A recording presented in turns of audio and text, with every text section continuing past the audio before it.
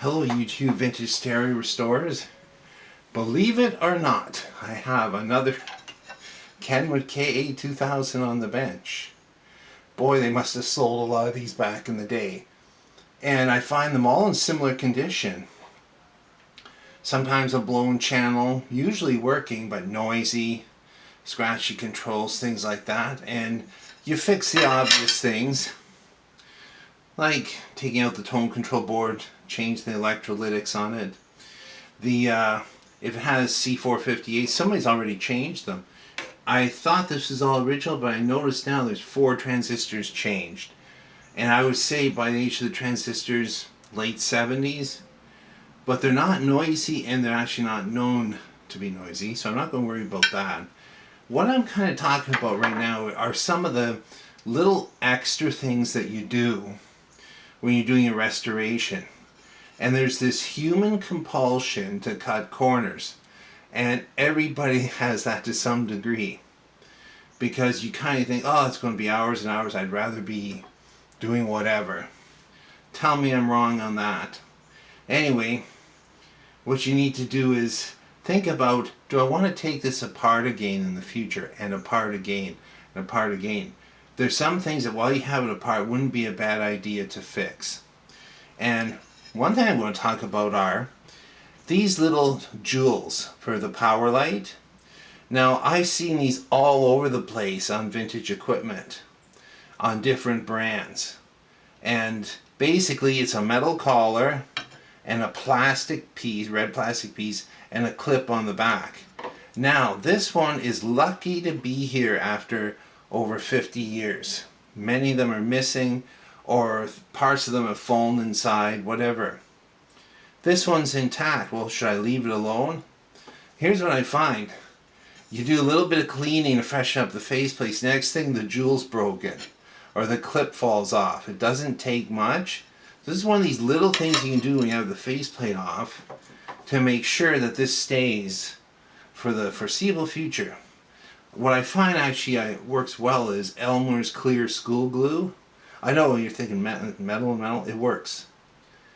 There's other things you can use, but this will actually dry clear, won't interfere with the lighting.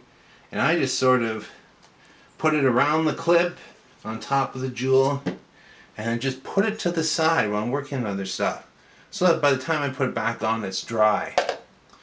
And there's other little things you can do, like for instance, at this point, the dial lamp still works.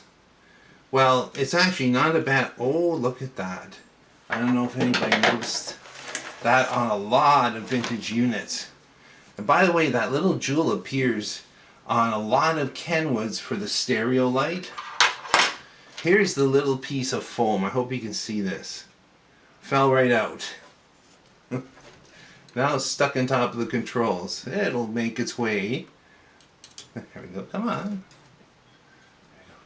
Don't touch it too much because it will crumble. It just wants to turn into cornflakes. Get rid of that. You know what? I don't even replace it. It was there for maybe so light doesn't stream out the controls. I usually leave it out. Now this, this is the original bulb. It's still painted in place. I'm going to get into the old, just got to kind of shatter the paint. But why not replace the bulb if you have one while you're in working on another part of the unit? Yeah, see, like they used to do with a lot of these, it is painted in place. Oh boy.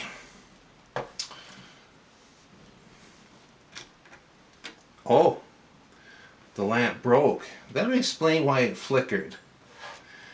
So it's a good idea to change that. That is an original. I'm just gonna have to just break it out. Wow, eh? Yeah, see, this one's really painted in. Plus time. Oh boy. I'm going to take the socket right out, I think, and work on that so I don't make a mess. But once I get the old bulb out, This is an 8-volt bulb, but a number 47, which is a 6.3, will work. Bulb for this. I know I bought some, maybe I used it up. Okay, so it's going to get a straight 47, which I have quite a few pinball machine bulbs. I'm not doing a full video on this one because I've done quite a few of this unit.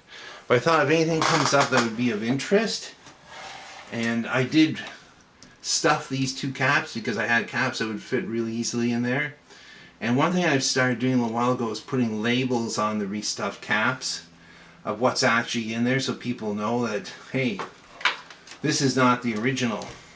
You can kind of tell it's not the original, but you never know. It's nice to know how old the cap is.